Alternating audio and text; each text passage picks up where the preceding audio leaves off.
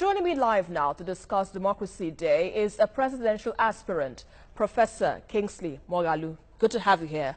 Thank you. On the News Hour. So let's begin with this not too young to run bill, which Yes. the president promised to assent in his Democracy Day speech. Yes. What are your thoughts on that? Well, I think the law has been passed by the National Assembly. It's been given assent by two-thirds of national state legislatures. So what choice really does he have but to sign it into law? But it's a very good development, I think. No question about it at all. So is it more of a good sign for the people to expect better governance? Because that's the bane that most Nigerians are asking. I think it's more reflective of the opening up of our democratic space and a recognition that has come, albeit slowly, that younger people have a right to be more fully involved, that the youth have a right to be more fully involved in deciding their future.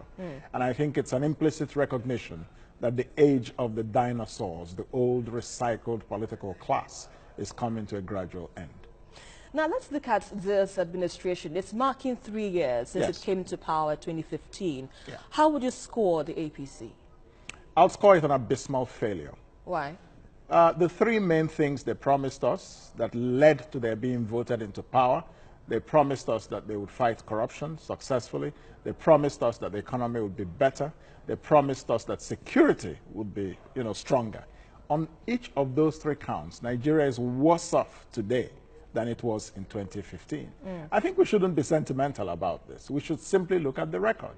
The economy has imploded. We've gone through a horrible recession, the worst in 30 years. Poverty is rising in this country. Unemployment is stratospheric. So the result, as we say in law, res ipsa loquitur. The fact speaks for itself. It's not a matter of sentiment. It's not about political debates. It's just a fact that Nigeria today has become a killing field. Thousands of people have been killed by herdsmen, and we have a government which has failed in its very first duty of protecting the lives and property of citizens. The president is telling us today, after how many years of herdsmen roaming around Nigeria, killing citizens, that they will all be brought to face the law. We've heard this before. Okay, now, but let's quickly come to your ambition, which is to be Nigeria's president. Next president, yes. Next president. Yes. My question, why should anyone vote for you? Oh, because I offer Nigeria a very different kind of leadership. And what is that? That leadership is leadership that will take us into the 21st century. A leadership that understands how the economy should be managed and how the economy should be restored. A leadership that understands how to build a real nation. Nigeria is not a nation, we're just a country. A leadership that can restore Nigeria's place in the world. I have all the requisite experience that addresses these three challenges. No other candidate in the 2019 election has the type of experience I have and the type of preparation I have for the presidency. I spent 17 years in the United Nations rebuilding and fixing broken nations around the world, from Croatia to Angola, from Rwanda to the former Yugoslavia.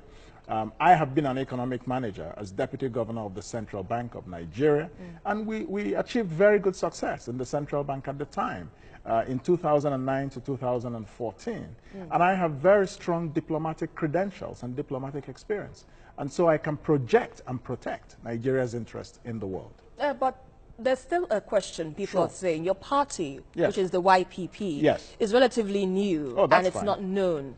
How do you intend to break the ranks of the PDP, the APC, and of course some other parties that is coming up with the likes of, the old faces that Nigerians have got to know all this time? How do you intend to break through and, rise up to be the top? Well, thank you. I mean, the parties, the two big parties, that is the APC and the PDP, don't forget they were built by men, not angels. So men and women will build the YPP, the Young Progressive Party. What we have to do, the challenge we face, is to go to the people of Nigeria and explain why we're a better alternative. And it's very simple to explain that. The record of the PDP and the APC has been nothing but failure. So we must now face the future.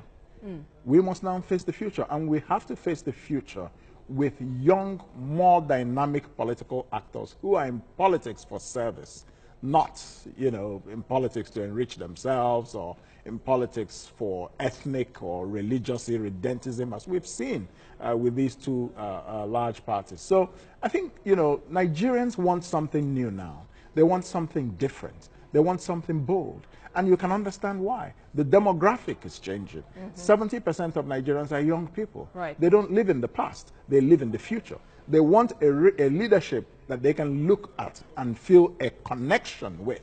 They don't want their grandfathers, you know, being their president and not being connected to them in any way, not being able to understand what young people want, what young women want. The Young Progressive Party, the YPP, is a party that is inclusive of people of all ages, but is a youth-focused party. It's a party that is focused on the future. So we will simply explain the party. Its logo is an open door of opportunity. Its motto is service to the people. Right. And that's very critical. That's why I'm running for president. I want to serve Nigerians. That statement, service to the people, is Yes. something that most Nigerians don't seem to get Yes. from the leaders over time. Absolutely. And you say you're trying to, you know, change the narrative and become, you know, perhaps Absolutely. the best leader that Nigerians will ever get to have. Yes. But are you also looking at, you know, involving other young persons like yourself? Because right now we have lots of presidential candidates, Sure. young presidential candidates, Yes. all over the place. Yes. Are you intending to, you know, come together as one team? Because that is what we saw in 2015, Yeah. where we had the likes of the APC coming together as one united force, That's right. taking out the PDP. Yes. Are you also working in that tandem? And when the APC took out the PDP, what was the result? We just went from frying pan into fire. You see, it's not about what people do. It's about the results, the quality of the results of the actions that we take. In 2019, I'm happy that there's a much wider democratic space than there was in 2015. And so I think we have much more quality now. And it would be a good thing if parties can come together in coalitions and things like that. But it's a democracy, you know. People have a right to express themselves. Sometimes I think that as we go towards the elections, a lot of dynamics will unfold. I don't want to break my leg with dances about coalitions at this point. I'm focused on my vision as a presidential aspirant and hopefully become the official candidate of my party later this year.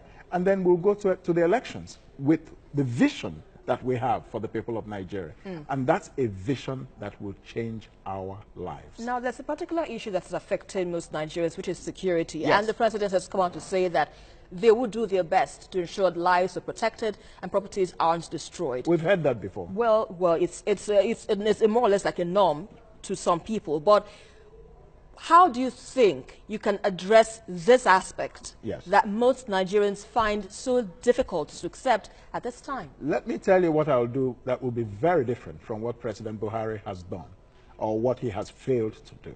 The first thing is that I have the political will to secure the lives and property of Nigerians, which the current government simply does not have. Let me demonstrate to you that the government lacks the political will. When you see people being killed, like has been going on in Nigeria by the herdsmen, and none of them, up till today, has been brought to account, I don't care what you tell me. I'm more interested in what you do or don't do. This government has failed to bring anybody to accountability for the killings of Nigerians. It shows that the government itself has failed in its duty. So what will you do differently? What I will do differently is that I have the political will. I will reform the police force. I'm going to recruit 1.5 million to 2 million policemen in this country. They will be armed, they will be trained, they will be equipped properly. We're going to have, for the first time in many decades, a modern police force that can secure our communities. So that's concrete reform. You can't have a population of 200 million and have a police force of 350,000. That is a joke. So that's the first step I'll take. I will reform the police national security architecture. We will interpret national security much more broadly than this government has interpreted it. When they came into power, they were just focused on Boko Haram, which they claim to have degraded, but they just saunter into Nigerian territory, kidnap girls, and walk out. And then they bring them back, allegedly for a ransom, and people are cheering them. So I don't know when you say you've degraded Boko Haram. But we know that they still affect our lives in a very significant way in the Northeast. So to your own part, you would do a work in terms of police reform? Police reform, national security reconceptualization, because I think this government was too narrowly focused on Boko Haram. All right. So they did not look at other aspects of national. And then one important thing that I'm going to do as president of this country, which has not been done before, and I have the political will, which this government does not have, is to secure Nigeria's borders. All right, let's leave it at that and wish you the very best. Kingsley Moghalu, presidential aspirant, we appreciate your thoughts. Thank you. Good to be here. On the program. Thank you.